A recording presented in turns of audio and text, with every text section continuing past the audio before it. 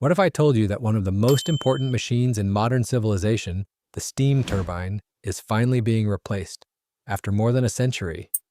No boiling water, no massive clouds of steam, and potentially far higher efficiency in a much smaller system. It sounds unlikely. Steam turbines have been the backbone of power generation since the early days of electricity.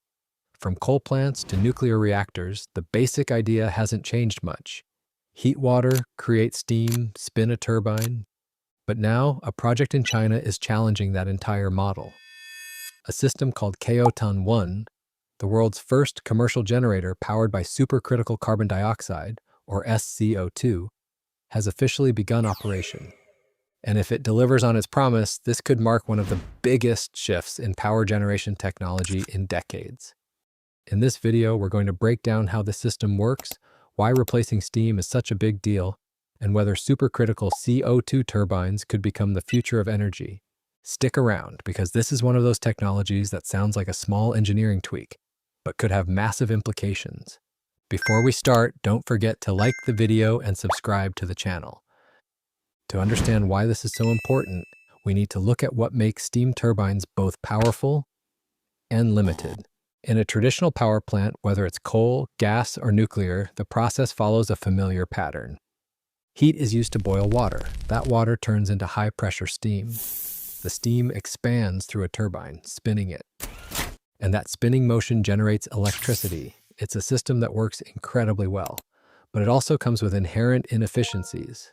Steam has relatively low density, which means you need large volumes and massive turbines to extract useful energy. That's why power plants are so big. Cooling systems are also complex because after the steam expands, it needs to be condensed back into water before the cycle can repeat. And perhaps most importantly, steam cycles are limited by temperature and pressure constraints. Push them too far and materials start to fail. So engineers have been searching for alternatives for decades. That's where supercritical carbon dioxide comes in. To understand this, imagine a substance that behaves like both a liquid and a gas at the same time. When carbon dioxide is compressed and heated beyond a certain point, its critical point, it enters a supercritical state. In this state, it becomes incredibly dense like a liquid, but it can still flow like a gas. And that combination turns out to be extremely useful, because a dense fluid can carry more energy, and a flowing fluid can drive turbines efficiently. In other words, supercritical CO₂ can extract more energy from the same amount of heat, using a much smaller system. That's the core idea behind the Chaotan generator. Instead of using steam, it circulates supercritical CO₂ through a closed loop. Heat from an energy source, which could be coal, gas, nuclear, or even solar thermal, is used to raise the temperature of the CO₂. The high-pressure, high-temperature fluid then expands through a turbine, spinning it and generating electricity. After that, the CO₂ is cooled, compressed, and sent back through the cycle again. No phase change from liquid to gas, no massive steam condensation systems, just a compact, high-efficiency loop. And this leads to some significant advantages. First, efficiency.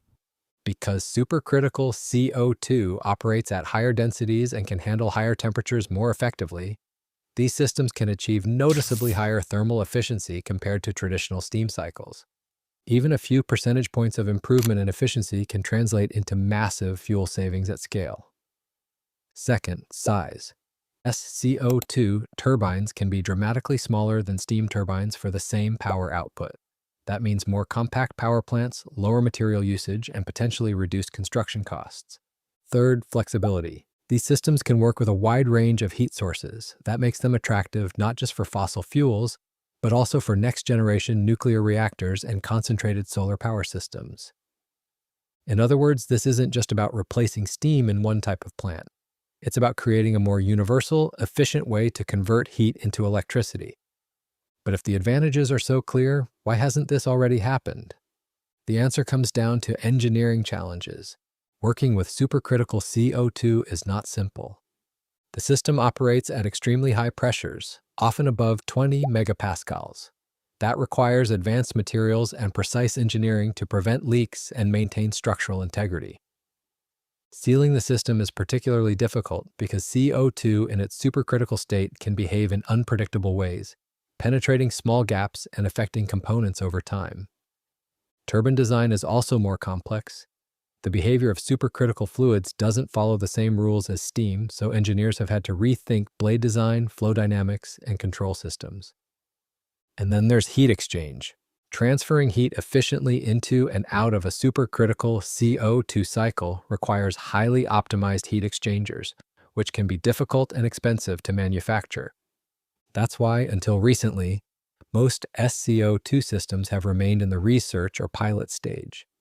What makes Chaotan different is that it's not just a test, it's a commercial-scale system that has actually entered operation. That's a big step forward. Because in energy technology, the hardest part is not proving something works in theory. It's proving it works reliably, continuously, and economically in the real world.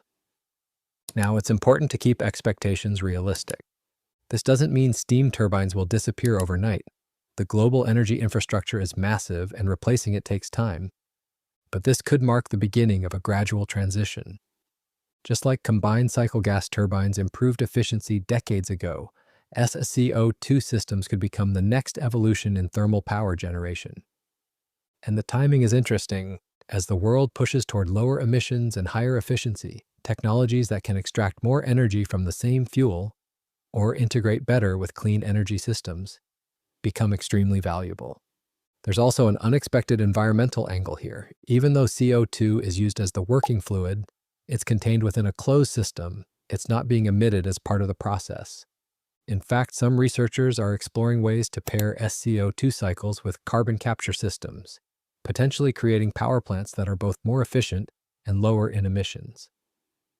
Looking ahead, the real impact of this technology might not come from replacing existing plants, but from enabling new ones. For example, advanced nuclear reactors often operate at higher temperatures than traditional reactors. sCO₂ turbines are particularly well suited to those conditions, potentially unlocking higher efficiencies for next-generation nuclear power. Similarly, concentrated solar power systems, which generate heat rather than electricity directly, could benefit from more efficient heat-to-electricity conversion. And then there's industrial waste heat. Factories and heavy industries produce enormous amounts of heat that often goes unused. Compact sCO₂ systems could potentially capture and convert that waste heat into electricity more efficiently than existing technologies. So while Chaotan might look like just another power plant, it could represent something much bigger. A shift away from one of the oldest ideas in energy engineering toward something more compact, more efficient, and more adaptable. The real question now is not whether this works, it's how far it can scale. Can costs come down enough for widespread adoption? Can reliability match decades-proven steam systems? And can this technology integrate smoothly into existing energy infrastructure? Those are the questions that will determine whether supercritical CO₂ turbines remain a niche innovation or become the new standard. But one thing is clear. For the first time in over 100 years, steam is no longer the only serious option. And that alone makes this a moment worth paying attention to. If you enjoyed this deep dive, make sure to like the video and subscribe.